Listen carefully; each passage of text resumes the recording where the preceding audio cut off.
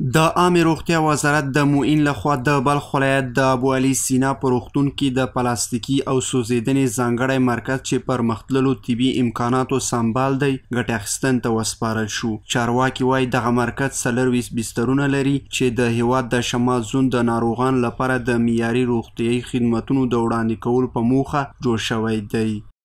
نو اوس الحمدلله یو ځانګړی تعمیر د سوختګي بخش لپاره د سوختګي مریضانو لپاره دلته نن افتتاح وکړله.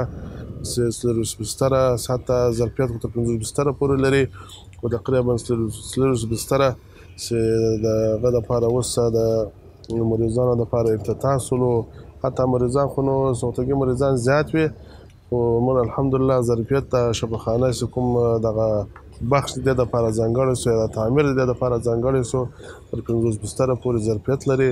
ما به امید ازی هستیم و با آمدن جناب معین صاحب ایرا ارتقا بکنیم تا 50 بستر ایرا تقریبا به سطح شمال و شمال شرق باشه.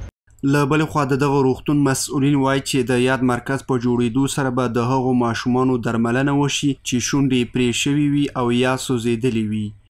دلته چې کوم مریضان موږ ته مراجعه کوي یو خو عاجل او ایمرجنسي کیسونه دي چې کوم خلک سوځېږي او خدای نخواسته او سوختګي واقعاتو سره مواجه کیږي هغه خلک راځي مراجعه کوي. د هغې په ضمن کې موږ د جراحي پلاستیک یوه څانګه لرو چې په هغې کې موږ د کامچاک لابچاک او جراحي پلاستیک اړوند چې کوم ټول عملیاتونه دي هغه موږ دلته ترسره کوو.